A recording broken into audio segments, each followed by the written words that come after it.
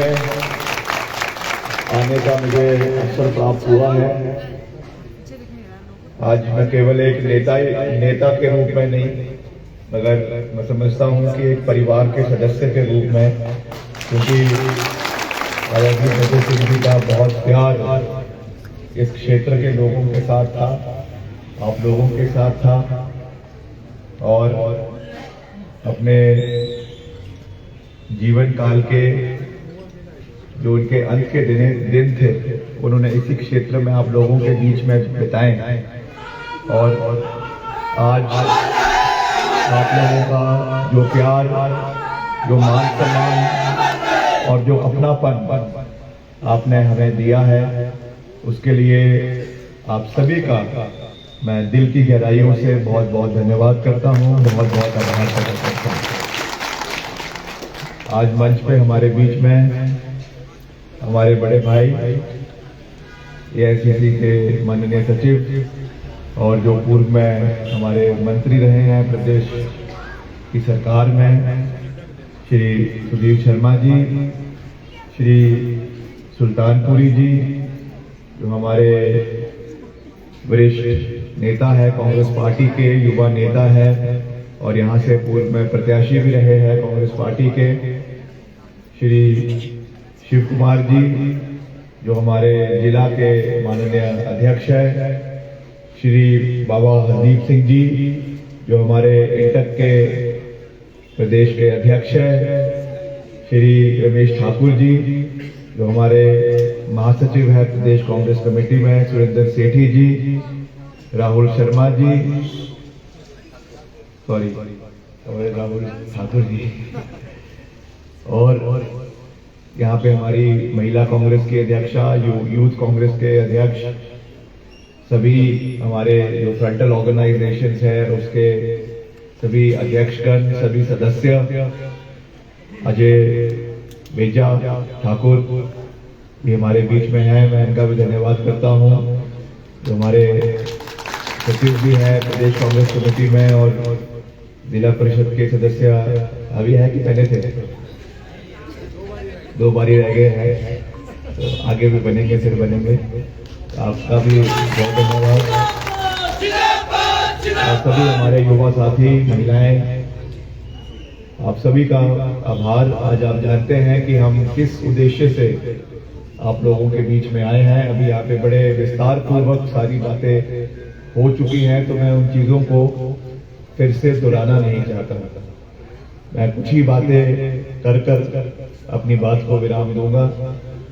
जो मुख्य उद्देश्य है हमारी इस यात्रा का, क्योंकि आप जानते हैं कि पिछले 5 साल में माननीय श्री जयराम ठाकुर जी की सरकार, भाजपा की सरकार प्रदेश के अंदर थी, और आज जितने भी वर्ग हैं प्रदेश के, हमारे बागवान हैं, किसान हैं, कर्मचारी हैं, कोई भी ऐसा वर्ग नहीं है हिमाचल का जो इस सरकार से संतुष्ट है, इस सरकार से खुश है। एक और तो मुख्यमंत्री जी हर मंच के ऊपर जाते हैं। अभी कुछ ही दिन पहले, 1-2 दिन पहले सोलन में भी आए हुए थे, पिंडा घाट में, कल आए हुए थे।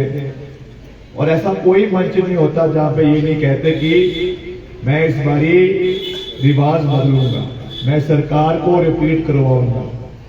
मगर हमने उनसे विधानसभा के अंदर भी पूछा, मीडिया के माध्यम से भी पूछा कि माननीय मुख्यमंत्री जी, अच्छी बात है आप रिपीट करने के सपने देख रहे हैं, पर कम से कम हमें इतना बता दीजिए कि प्रदेश के अंदर कौन सा वर्ग है जो ये आज खुलकर कह रहा है कि हम जयराम सरकार को वापस सत्ता में लाना चाहते हैं। कर्मचारी आपके खिलाफ है। आप देख रहे हैं किस तरीके से रोज कर्मचारियों का प्रदर्शन जो है वो विधानसभा के बाहर, विधानसभा के अंदर, सचिवालय के बाहर, सचिवालय जो प्रदेश का सरकार का जो मुख्यालय है वहां पे हो रहा है। वैसे ही अभी किसान बागवानों का आपने देखा, शिमला के अंदर पूरा का पूरा शिमला का घेराव हमारे जो सेब के किसान हैं, बागवान हैं, उन्होंने किया। क्यों किया? अगर आपने समय रहते हुए इनकी मांगों को सुना होता, मांगों को पूरा करने का प्रयास भी किया होता। जब पिछली बारी ओपीएस का मसला विधानसभा के अंदर गूंजा तो आप कर्मचारियों का मजाक उड़ा रहे हैं कि अगर किसी कर्मचारी को पेंशन चाहिए तो चुनाव लड़े।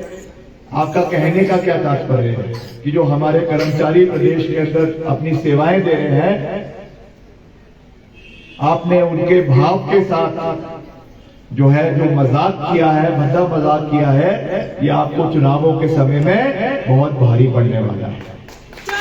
अगर आपने 5 साल हेलीकॉप्टर में ना बिताए होते तो आपको पता होता कि प्रदेश की सड़कों की आज क्या हालत है। आप शिमला से मंडी हेलीकॉप्टर में जाते हैं, मंडी से धर्मशाला हेलीकॉप्टर में जाते हैं।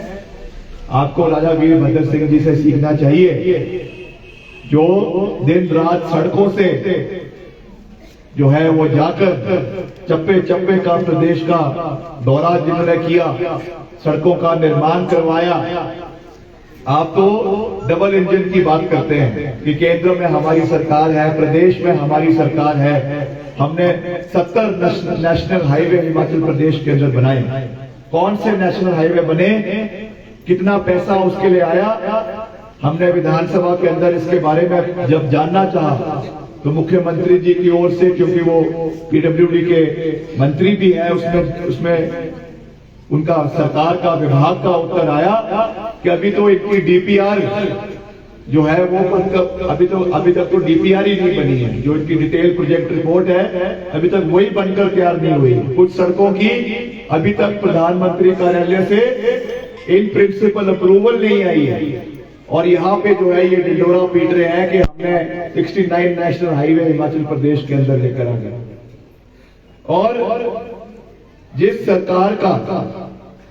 सरकार के मुखिया का ड्रीम प्रोजेक्ट, क्योंकि जब भी कोई सरकार आती है, सरकार का जो मुखिया होता है उनका एक कुछ पायलट प्रोजेक्ट्स होते हैं कि ये मेरा सपना है, ये मेरी सोच है प्रदेश के लिए, और इस राह में मैं सरकार को और प्रदेश को अपने कार्यकाल में ले जाना चाहता हूं। उसमें जो सबसे बड़ा एजेंडा था, जो मुख्यमंत्री जी ने विधानसभा के अंदर जिसकी घोषणा करी कि मैं मंडी के अंदर अंतर्राष्ट्रीय हवाई अड्डा बनाना चाहता हूं। आपको भी इसके बारे में ज्ञान होगा। 4.5 साल हो चुके हैं, 4.5 साल। अभी तक मंडी में उस हवाई अड्डे का एक ईंट उस हवाई अड्डे की नहीं लगी, और वो मुख्यमंत्री जी का ड्रीम प्रोजेक्ट है। अगर ड्रीम प्रोजेक्ट के ये हाल है तो बाकी प्रोजेक्टों के प्रदेश के अंदर क्या हाल है, क्या हाल होंगे, ये आप उस चीज को बहुत अच्छी तरीके से जान सकते हैं और समझ सकते हैं। तो ये सरकार जो प्रदेश के अंदर है, ये केवल रिबन काटने वाली सरकार है, फीता काटने वाली सरकार है। जितने भी हमारे समय में, चाहे स्वास्थ्य से संबंधित, चाहे स्कूलों से, एजुकेशन से संबंधित, चाहे सड़कों के काम, केवल और केवल उनके फीते काटने का काम इन्होंने पूरे प्रदेश के अंदर किया है। आप शिमला की बात कर लें, जो हमारा प्रीमियर मेडिकल कॉलेज है आईजीएमसी, वहां का जो ओपीडी ब्लॉक है, जो करीबन 70 करोड़ रुपए की लागत से बना, उसका उद्घाटन 4.5 साल बाद, हालांकि वो हमारे समय में बनकर तैयार हो गया था, कोविड काल में उसका इस्तेमाल भी हुआ, मगर उसका ये उद्घाटन नहीं कर पाए। जब हमने उसके बारे में उठाया इस मुद्दे को कि इसका जल्द से जल्द उद्घाटन करिए, कि अलग अलग ब्लॉक्स बनने चाहिए, स्पेशलिटी वार्ड्स होने चाहिए, तब जाकर उसका उद्घाटन किया।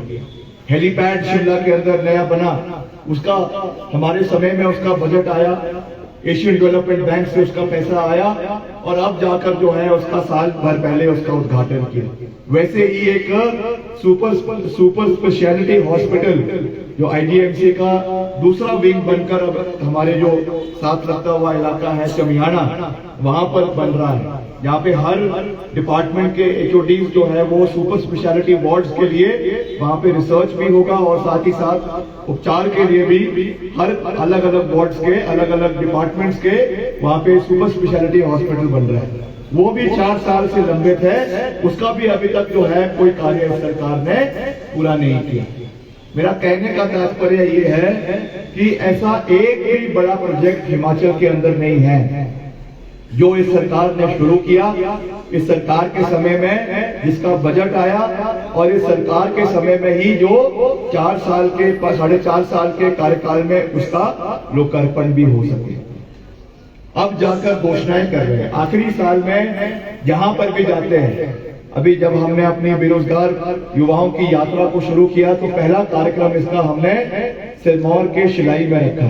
वहां के जो माननीय विधायक है श्री हर्षवर्धन जी, वो हमको बता रहे थे कि अभी मुख्यमंत्री जी पीछे आए और उन्होंने वहां पे घोषणाओं की झड़ी लगा दी।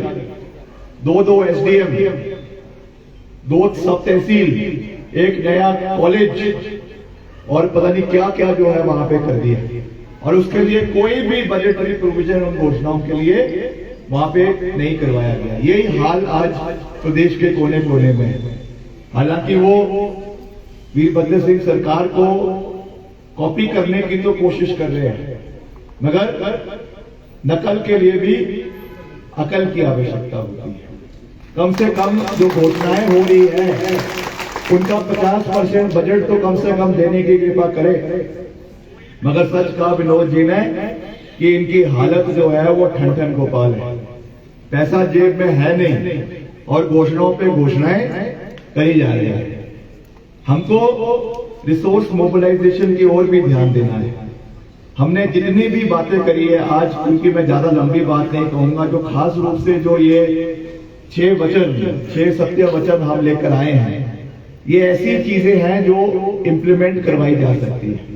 हम कोई बड़ी बड़ी घोषणाएं कर दें, बड़ी बड़ी बातें करें, आज तो आप पंडाल में बैठकर या कार्यक्रम में बैठकर तालियां बजा देंगे, मगर कल को जब वो चीजें पूरी नहीं होगी तो आप हमको कोसेंगे कि ये कार्य, ये बात विक्रमादित्य सिंह ने कही या कांग्रेस पार्टी के नेताओं ने कही और ये चीज अब पूरी नहीं हो पा रही है। हम ऐसी कोई भी घोषणा नहीं करना चाहते जो कल को पूरी नहीं हो सकती।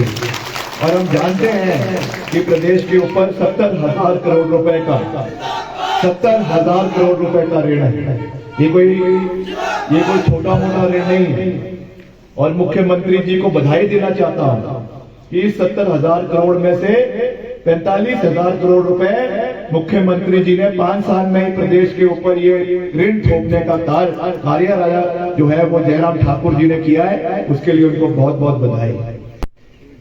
उन्होंने काम कोई किया नहीं, लोन पे लोन, कभी वर्ल्ड बैंक से लोन, कभी आपके इंटरनेशनल मॉनेटरी फंड से लोन, कभी जो है एशियन डेवलपमेंट बैंक से लोन, सिर्फ ऋण पे ये सरकार जो है वो चली हुई है। तो ये हमको इस चीज का ध्यान रखना है कि आने वाले समय में जब हमारी सरकार बनेगी, हमको फिजूल खर्चे भी नहीं करनी है, उतना ही करना है जितना हम सहन कर सकें। क्योंकि ये पैसा कहां से आता है? ये आप लोगों का पैसा है, टैक्स पेयर्स का पैसा है, जो हम सरकार के माध्यम से जिस चीज को खर्चा जाता है। इसलिए रिस्पॉन्सिबल गवर्नेंस भी बहुत जरूरी है। हर चीज के लिए लाविश तरीके से कार्यक्रम करना। अभी पीछे इनका इन्होंने जनमंच शुरू किया, जनमंच का कार्यक्रम शुरू किया, हमने भी स्वागत किया कि अच्छा कार्यक्रम है। हालांकि हमारे समय में भी ये जन प्रशासन आपके द्वार कार्यक्रम चलते थे, मगर इन्होंने शुरू किया, हमने बोला चलो अच्छी पहल है, अच्छी काम होंगे, लोगों के सीधे काम होंगे।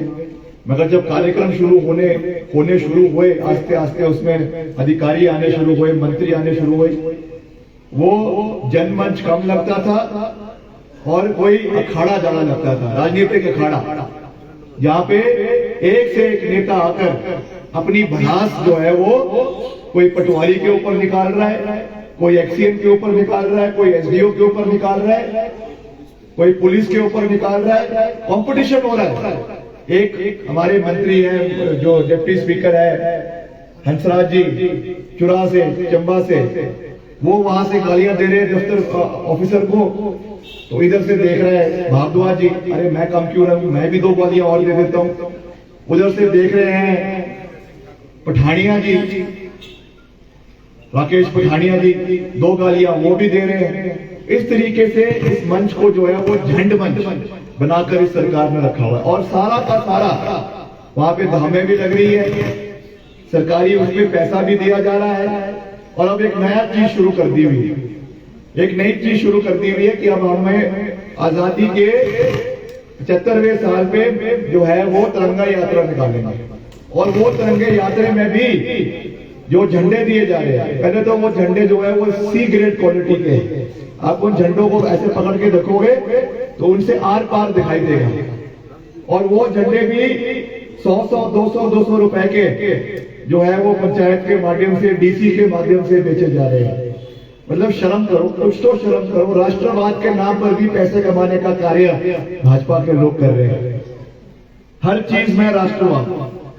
जय श्री राम, मैं उनको बताना चाहूंगा जो ये जय श्री राम का नारा देते हैं। जय श्री राम का नारा देकर कोई हिंदू हितैषी नहीं हो जाता है। हिंदू हितैषी होने के लिए जिगरा चाहिए होता है। वो जिगरा किसके पास था? राजा वीरभद्र सिंह जी के पास।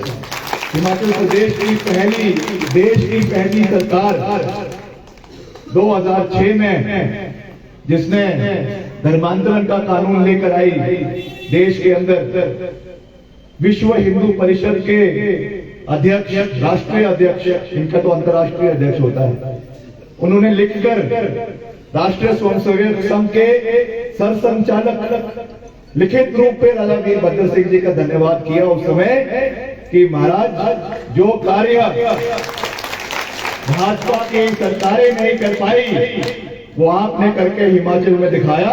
हम राष्ट्रीय स्वयंसेवक संघ की ओर से और विश्व हिंदू परिषद की ओर से आपका धन्यवाद करते हैं। ये होता है कार्य करने की दम। केवल नारा लगाकर हम किसी के हितैषी नहीं हो सकते। बड़ी बड़ी बातें कर हितैषी नहीं हो सकते। वो करके दिखाना पड़ता है, उसके लिए समय लगता है, उसके लिए संयम रखना पड़ता है। मुख्यमंत्री जी के पास संयम ही नहीं है। मुख्यमंत्री जल्दी में है कि मैं दूसरी बारी मुख्यमंत्री बनूं, मगर उनको ये नहीं पता कि उनकी सभाओं में जो अब गाने बजने शुरू हो चुके हैं कि बाबुल की दुआ लेती जा, उनके कार्यक्रमों में जो ये गाने बजने शुरू हो गए हैं, ये संकेत है कि मुख्यमंत्री जी अब अपना बोरिया बिस्तर पैक कर लें, सरकार का बोरिया बिस्तर पैक कर लें। आपने जो सबसे बड़ी आपकी उपलब्धि है, आपने 5 साल के कार्यकाल में 7 मुख्य सचिवों को बदला, 5 डीजीपी को बदला, 4 मुख्यमंत्री के जो प्रधान सचिव है उनको बदल दिया। तब भी आपके प्रशासन के ऊपर कंट्रोल नहीं है। इससे ज्यादा निकम्मा और कमजोर मुख्यमंत्री हिमाचल प्रदेश के इतिहास में नहीं हो सकता। हम उनका निजी रूप से उनका मैं सम्मान करता हूं। उनका मैं बहुत शरीफ व्यक्ति है, मगर शराफत से सरकारें नहीं चलती। राजा वीरभद्र सिंह जी जहां पे नकेल कसनी होती थी वहां पे चीफ सेक्रेटरी की नकेल भी कस देते थे, और जहां पे प्रशंसा करनी होती थी वहां पटवारी की प्रशंसा भी खुले मन से करते थे। ये एक अच्छे शासक की जो है वो उनकी पहचान होती है। ये चीजें हमको सीखनी चाहिए। कैसे अफसरों से काम लिया जाता है, कैसे अफसरों से काम लेना है, ये भी एक कला है। एक कला है कि अफसरों से काम कैसे लिया जाता है, ये भी हमको सीखने की आवश्यकता है। इसलिए मुख्यमंत्री जी आपने तो 4-5 साल अपना कोविड काल में निकाल दिया। जब हमने उनसे विधानसभा में पूछा कि आपने कितनी नौकरियां प्रदेश में दी, कहा कि हम 80,000 करोड़ रुपए का निवेश लेकर आएंगे। धर्मशाला के अंदर प्रधानमंत्री जी को बुलाया, 15 करोड़ का तो तंबू लगाया प्रधानमंत्री जी के लिए, 15 करोड़ रुपए का। और ये मैं कोई हवाई फायरिंग नहीं कर रहा हूँ। आप आरटीआई में ले सकते हैं, सरकार से जवाब ले सकते हैं कि जो वहां पे जो तंबू लगा, 4-5 दिन का इन्वेस्टर मीट हुई, कितना खर्चा उसके अंदर आया। फिर कहा कि हम 80,000 करोड़ रुपए का 80,000 करोड़ का निवेश प्रदेश के अंदर लेकर आएंगे। 4 बारी ग्राउंड ब्रेकिंग सेरेमनी हो चुकी है, 4 बार शिमला के अंदर पीटर हाउस में अलग अलग उद्योगपतियों को बुलाया। जब हमने पूछा विधानसभा में कि महाराज मुख्यमंत्री जी बताइए कितना निवेश आया, 4 साल के बाद कितनी लोगों को नौकरी मिली, तो कहते हैं बड़ा दुखी हूं मैं। क्या हो गया? कोविड काल आ गया। कोविड काल आ गया तो 2 साल तो कोई काम ही नहीं हुआ। मैं बोला बड़ा अच्छा बहाना है आपके पास, बहुत अच्छा बहाना है आपके पास। आप कोविड काल को ही अपनी ढाल बना के रखिए। अब आपके जाने का समय आ गया है। तो हम ये वादा लेकर आए हैं आपके बीच में, और हमने वीरभद्र सिंह जी से सीखा है कि जो कह दिया वो पत्थर की लकीर है। ये कह दिया, ये 6 वचन हमने दे दिए, ये कोई विक्रमादित्य का वचन नहीं है, ये कांग्रेस पार्टी का वचन है, कांग्रेस पार्टी के सभी शीर्ष नेताओं का वचन है। इसको पूरा हम करेंगे, क्योंकि हमारे लिए हमारी जुबान सबसे महत्वपूर्ण है। जान जाए मगर जुबान ना जाए, वचन ना जाए, इसलिए इस चीज को हम पूरा करेंगे। और आने वाले समय में प्रदेश में रोजगार के साधन, स्वरोजगार के साधनों को बढ़ाने का हम कार्य करेंगे, और मिलकर हिमाचल प्रदेश में वीरभद्र सिंह विकास मॉडल को वापस हिमाचल प्रदेश के अंदर इंप्लीमेंट करेंगे। बहुत सी बातें हो रही है कि हम दिल्ली मॉडल लेके आ रहे हैं, कोई बोलता है हम पंजाब मॉडल लेकर आ रहे हैं। हिमाचल में केवल एक मॉडल सक्सेसफुल हुआ है, आम आदमी पार्टी का आपने हाल देख लिया। पंजाब में जीते, बड़ा उछले, कूद कूद कर हिमाचल में आ रहे थे, मगर जब हिमाचल की पहाड़ियों में चढ़ना शुरू हुए तो सबको अस्थमा के अटैक पड़ने लगे। अब सारे एक एक करके पहाड़ से वापस नीचे गिरते जा रहे हैं। जब से वहां पे कभी गोलीकांड पंजाब के अंदर हो रहा है, कभी हमारे हिमाचल प्रदेश की शान doctor Raj Bahadur ji, Padmashri orthopaedic surgeon, जिन्होंने 11,000 सर्जरीज जो है वो हड्डियों की करी है, कैसे उनको बेइज्जत किया गया, मंजे के ऊपर लंबा पा दिया। क्या वो उनका कार्य है? किसका कार्य है? अगर अस्पतालों में मैट्रिक्स गंदे हैं, बिस्तर गंदे हैं, तो वो वाइस चांसलर की ड्यूटी है कि स्वास्थ्य मंत्री की ड्यूटी है? और विडंबना देखिए, एक 10वीं पास सड़क छाप मंत्री जो है वो इतने बड़े डॉक्टर को जो है लताड़ रहा है। ये हाल है आम आदमी पार्टी का। और फिर कहते हैं कि हम आम आदमी हैं। इस तरीके की सोच इन लोगों की है। ये मॉडल हिमाचल में नहीं चल सकता।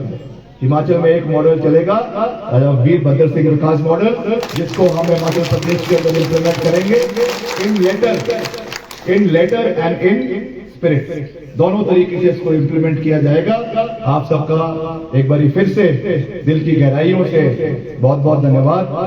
बाकी वैसे तो मैं शिमला ग्रामीण का विधायक हूं, मगर क्योंकि राजा वीरभद्र सिंह जी का परिवार एक निर्वाचन क्षेत्र तक सीमित नहीं रहता, उनका पूरा प्रदेश उनका परिवार था। मैं आपको ये विश्वास दिलाता हूं कि जिस तरीके से उनके समय में आप दिन हो या रात आप हॉली लॉज आते थे, हमारे घर के दरवाजे, हॉली लॉज के दरवाजे हमेशा आप लोगों के लिए खुले हैं। अभी भी कोई विकास का कार्य, कोई संकट, कोई इलाके की कोई मुसीबत है, तो हमेशा हम आपके साथ उसी तरीके से आप लोगों के साथ एक परिवार के सदस्य के रूप में, एक बेटे के रूप में आपके साथ खड़े हैं। इसका मैं आपको पूरा विश्वास दिलाता हूं। आप सबका एक बार फिर से दिल की गहराइयों से बहुत बहुत धन्यवाद। एक नारा मैं दूंगा, आप सब ने हाथ खड़ा कर समर्थन करना है। भारत माता की, भारत माता की, वंदे वंदे वंदे। कांग्रेस पार्टी, कांग्रेस पार्टी, सोनिया गांधी, सोनिया गांधी, राहुल गांधी, प्रतिभा सिंह, युवाओं के सम्मान में, युवाओं के सम्मान में राजा वीरभद्र सिंह अमर रहे। राजा वीरभद्र सिंह, राजा वीरभद्र सिंह, राजा वीरभद्र सिंह। जय हिंद, जय हिमाचल।